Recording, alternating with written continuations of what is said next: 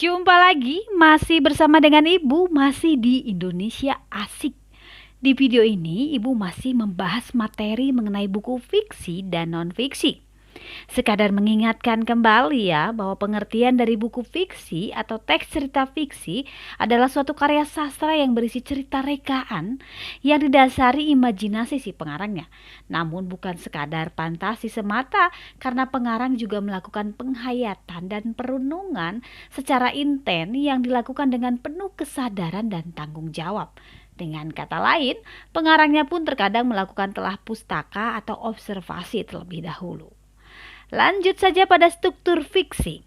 Struktur teks fiksi ini terdiri dari 6 unsur ya. Yang pertama itu adalah abstrak. Bagian ini adalah bagian opsi ya. Jadi yang boleh ada dan boleh juga tidak ada ya. Dan pada bagian ini juga yang menjadi inti dari sebuah karangan teks cerita fiksi.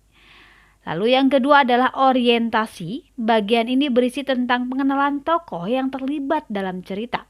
Dan bagian ini yang menjadi bagian awal dari penjelasan dari teks cerita fiksi di sebuah novel.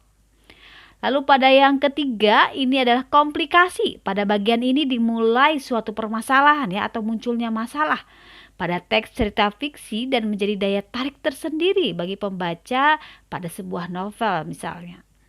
Lalu struktur yang keempat adalah evaluasi. Pada bagian ini jika dalam teks novel adalah bagian pemecahan masalah atau penyelesaian masalah yang sedang dihadapi oleh para tokoh. Yang kelima adalah resolusi. Pada bagian ini merupakan suatu inti pemecahan masalah dari masalah-masalah yang dihadapi tokoh dan juga menjadi akhir penyelesaian masalah. Masalah dalam teks cerita fiksi dapat berakhir dengan baik ataupun bisa berakhir dengan tidak baik. Lalu yang terakhir 6, koda atau reorientasi. Ini merupakan akhir cerita yang berisi kesimpulan suatu cerita dan menjadi penutup yang berisi amanat dan pesan moral yang dapat dipetik atau diteladani dari teks cerita fiksi. Oke, kita masuk pada ciri-ciri dari buku fiksi. Ya, ciri yang pertama ini bersifat rekaan atau imajinasi tentu saja ya, karena memang fiksi imajinasi. Lalu yang kedua, menggunakan bahasa yang konotatif atau tidak sebenarnya. Yang ketiga, tidak mempunyai sistematika yang baku.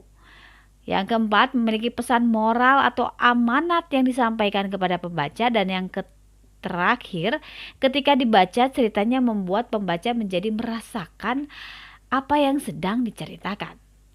Oke, lanjut pada kaidah kebahasaan pada buku fiksi. Kaidah kebahasaan buku fiksi ini seringkali menggunakan perumpamaan ya, yang sering digunakan untuk membandingkan sebuah benda atau yang sering disebut juga dengan metafora. Lalu kaidah kebahasaan yang kedua adalah menggunakan kata ganti tertentu ya, dan juga gaya bahasa yang digunakan memiliki pertalian yang kuat atau sering disebut juga dengan metonimia. Selanjutnya kaidah kebahasaan yang ketiga itu adalah menggunakan gaya bahasa persamaan atau simile yang digunakan sebagai pendamping yang menyatakan suatu hal.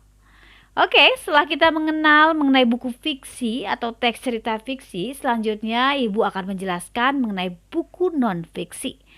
Pengertian dari buku non-fiksi ini merupakan karangan yang dibuat berdasarkan fakta atau hal yang benar-benar terjadi dalam kehidupan nyata.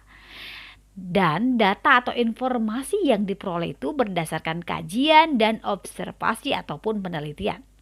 Karena buku non-fiksi bersifat faktual atau peristiwanya ini benar-benar terjadi dalam kehidupan sehari-hari, hal ini berarti bahwa semua yang terkandung di dalam buku non-fiksi adalah nyata dalam kehidupan. Karangan non-fiksi ini dikelompokkan menjadi 2 jenis ya. Jenis yang pertama adalah non-fiksi murni dan yang kedua adalah non-fiksi kreatif. Non-fiksi murni merupakan suatu karangan pengembangan yang berdasarkan data-data yang pasti. Contohnya misalnya ada skripsi, ada karya ilmiah, ada laporan, ada makalah, tesis, ada artikel, ada disertasi, ada buku-buku pelajaran dan lain sebagainya. Sementara non-fiksi kreatif adalah suatu karangan berdasarkan data pasti yang kemudian dikembangkan berdasarkan imajinasi menjadi berbentuk bisa puisi misalnya, cerpen ataupun novel ya. Oke deh, Sampai bertemu kembali di video-video berikutnya. Sampai jumpa lagi, tetap di Indonesia Asik.